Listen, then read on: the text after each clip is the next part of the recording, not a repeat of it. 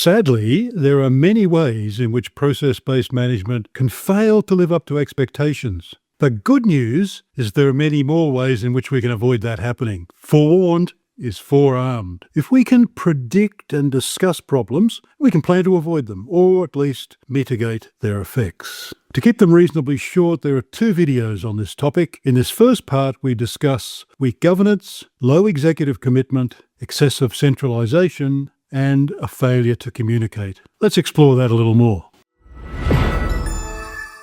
4 common failure modes to discuss in this video, and for each I'll first suggest what I think is the failure pattern, and then make some suggestions for how we can mitigate their impact. Weak process governance perhaps is a very common failure mode. Process governance, cross-functional process governance, is probably the most novel thing about process-based management. We're all well used to managing up and down the organisation chart, but now we're talking about managing across it. And that's quite different, and that's quite new for most organisations. So we need to be careful about that, because if we're not, then we can end up with continuous argument rather than continuous improvement. And we're putting people in a position where they're uncertain, there's fear, uncertainty, doubt, and it's not quite clear why we're doing all of this. And the big question comes up all of the time: who's in charge? Is it our process owners now in charge, or is it in the vertical? So how can we deal with this?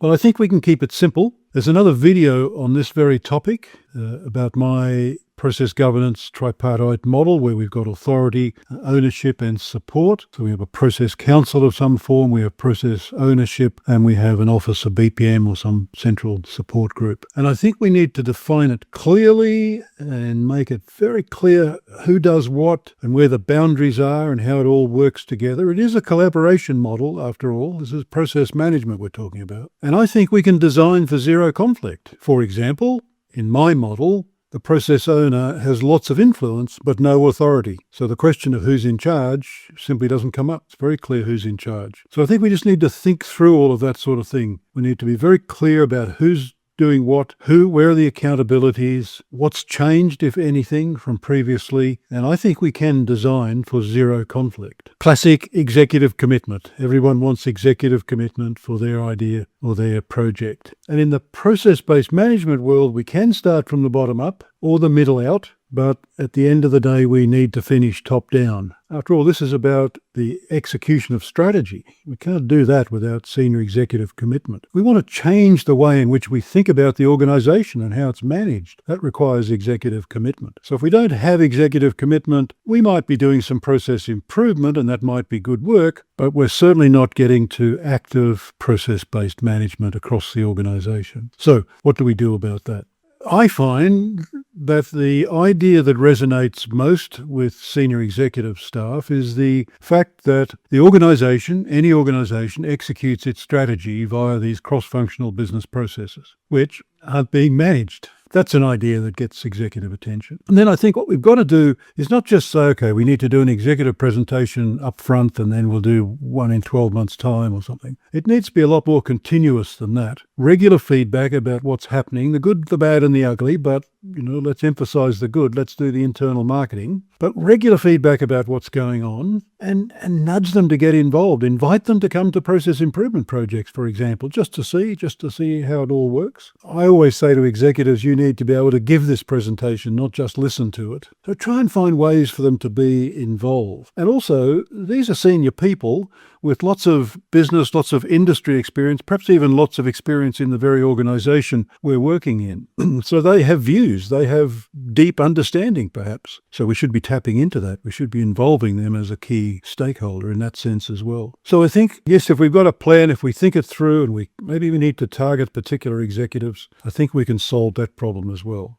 Have a look at the video that's called The Office for the Prevention of Process Improvement, because that's what I think you've invented if in your office of BPM or your central support group, you're requiring them to do all of the process work. they become a bottleneck. Doesn't matter how good they are, they can't be in two places at once. And when people are queued up for their time and they can't get to them, they can't be as responsive as they want to be, then the whole process-based initiative is going to suffer, and perhaps fatally. So what do we do about that? Well, we need to be clear about their role, we need to be very clear about the services they provide and what they don't provide and under what circumstances. They need to be very clear, as everyone else does, that their main job is to raise the capability of the rest of the organisation. Sure, they'll always be the experts, the super users, and they always have a compliance management role to play, but it's not their job, it can't be their job to do everything. And if other people are going to be involved, then we need to raise their ability to do that. We need to give them the experience and the expertise to get out there and run process improvement projects, to do analysis, to think about process. So generally, I think the Office of BPM needs to be enabling the involvement of everyone else, creating the environments in which lots of people can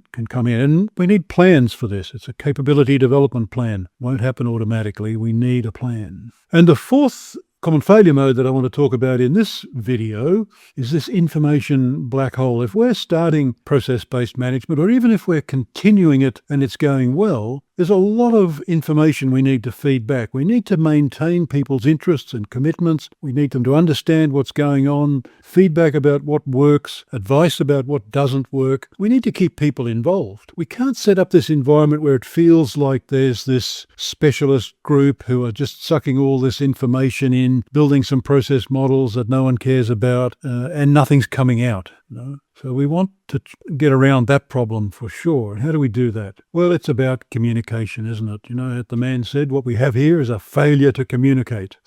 And that needs a formal communication plan. It's not just a matter of having a chat to people when you come across them. You need to say, okay, who are the different cohorts in the organisation, people at different levels? What messages do they need to hear and when? And how do they best hear that? What are the channels? Lots and lots of communication channels these days, aren't there? Both internal and more public ones. So we need a plan for that, and we need to target the messages. We also want to know what messages we want to come back. What information do we want to receive from those people? You know, communication is a two-way street, so it needs a plan. So that's 4 common failure modes that we've discussed in this video, another 4 in the second video. But here we've spoken about not having effective process governance, about having not enough executive commitment or not sustained for long enough, an Office of BPM, a central support group that tries to do it all or is asked to do it all, and a lack of communication about what's going on, a lack of feedback, a lack of constantly updating people about, particularly about the successes, but also being transparent about what hasn't worked as